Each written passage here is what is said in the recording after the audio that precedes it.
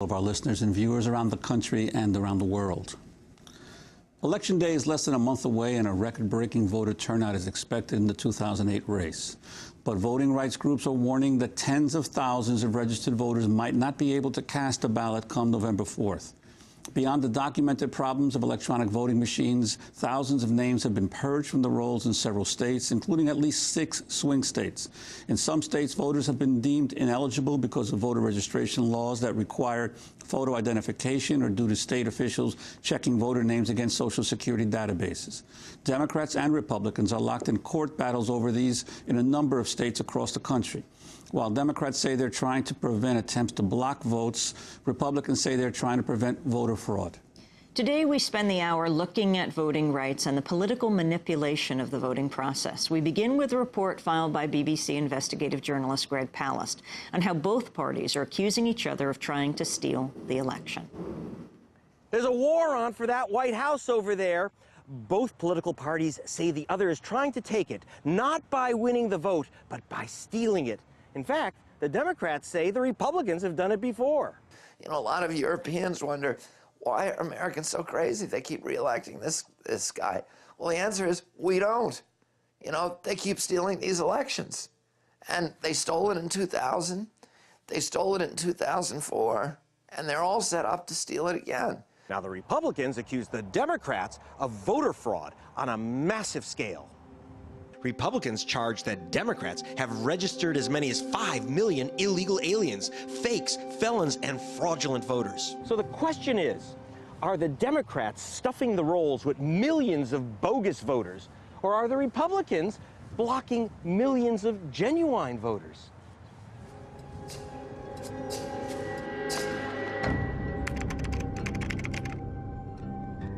The answer's buried somewhere out here.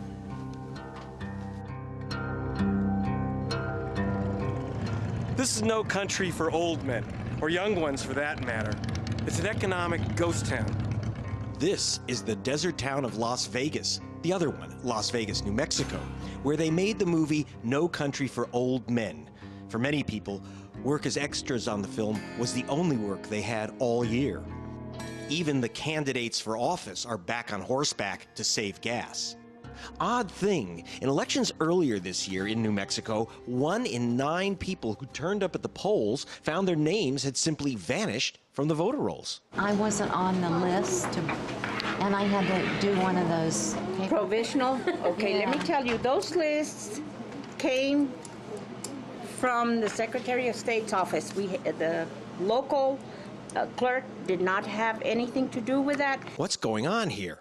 We asked this man, County Elections Supervisor Pecos Paul Mays. So people are losing their vote?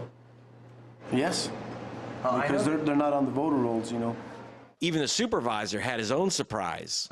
I understand you had a problem. I had a problem during the caucus, yes. What happened? Your name was missing? It was, yes. It didn't say Pecos Paul on the voter roll? It didn't say Pecos Paul. You're the elections supervisor. I didn't have your name on the voter roll? The presidency could be decided right here. Republicans won New Mexico last time by barely 5,000 votes. Which voters have gone missing? A lot of poor folk on this street. Officially, they don't exist. In fact, this whole street doesn't exist. Low-income voters especially have been purged from voter rolls under new U.S. law. Republicans claim these purge laws are needed to prevent voter fraud.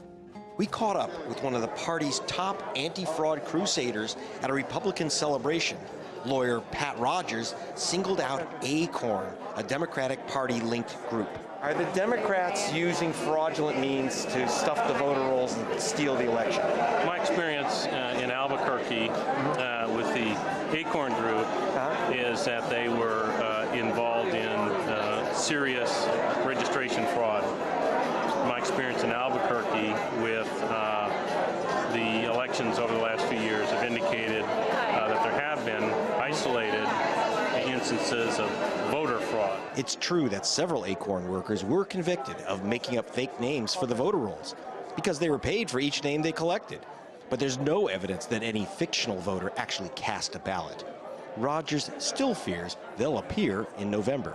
If you're going to go to this effort and this expense of having fraudulent people registered, why would you do that? People say that there is no fraud here.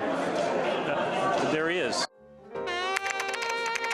I drove into Detroit to investigate whether Republican plans to stop fraudulent voters might also capture innocent victims of the economic crisis.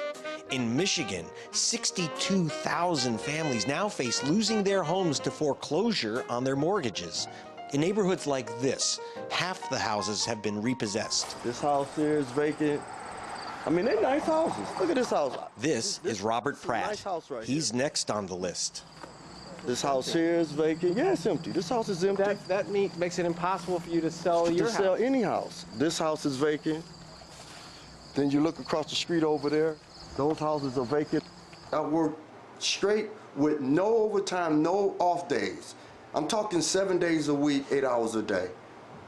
Yes. So you're trying to get these bills Yes, paid. yes. I want to build, I mean, look at our neighborhood. Our neighborhoods are starting to look like a battle zone. As the neighborhood spun down into poverty and violence, his son, just 12 years old, playing in the backyard, was shot dead by a stray bullet. This is my son. This is my son here. This is Robert. He's lost his son, his home, and now he could lose his vote. A reporter for the Michigan Messenger wrote that the local Republican chairman told the journalist that his party would challenge residents right at the polling station to stop them from voting if their names are on a foreclosure list. The Republicans now deny this, but the Michigan Messenger sticks by its story. There's another issue. If you lose this house, there is an allegation that the Republican Party don't want us to vote. And that's not how, I mean, that's like saying we're not a United States citizen anymore. You know, we lose our house, we lose our right to vote. That's not right. That's not fair. This is the second time this family has faced foreclosure. Last time, they were thrown out by a company called Trot and Trot, a firm that evicts more than 100 Michigan homeowners every day. Trot and Trot? I mean, come on, that's a mortgage company that here in Michigan that then got a lot of peoples and put a lot of peoples out on the street. I mean, to a lot of homeowners, that's like an enemy. 'Cause there'll be hard times. Home after home after home, foreclosed, boarded up, abandoned. But in an exclusive enclave nearby, there are no boards over the windows. These go for $10 million apiece.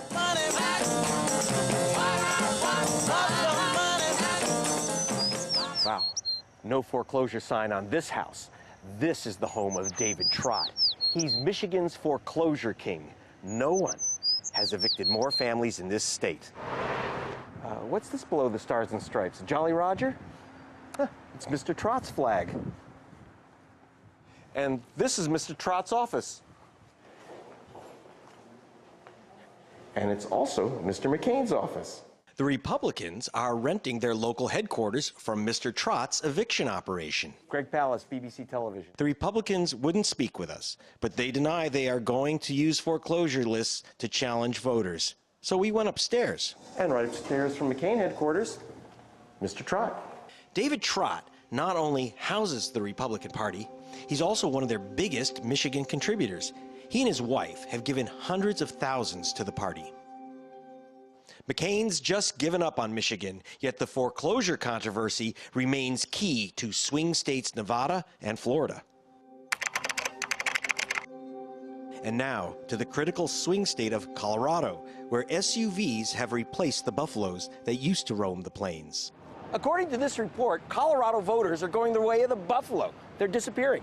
This government report says that nearly 1 in 5 voters, 19.4%, were taken off the rolls in an unparalleled, massive purge. Democrats accuse Republican Secretary of State Donetta Davidson of orchestrating the purge, but she says local officials have the final say over voter rolls.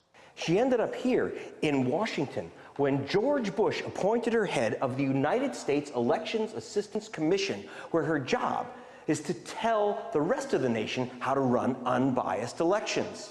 She commissioned a report on election fixing.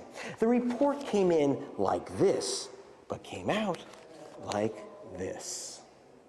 It was written by Republican and Democratic experts. They concluded that Republican fears of widespread voter fraud were unfounded. This is the report's author, Tova Wang. This idea of massive in-person polling place fraud on Election Day is just an absolute myth. The bipartisan team found Democrats were right to worry that legitimate voters were being excluded. But by the time Bush's chairwoman published the report, the experts' conclusions were turned upside down. They left out a lot of the information that we provided regarding voter intimidation and vote suppression. They left out, edited out, a number of things that could be perceived as critical of the Department of Justice's handling of voter intimidation cases. U.S. law permits political party workers to go right into the polling stations and challenge voters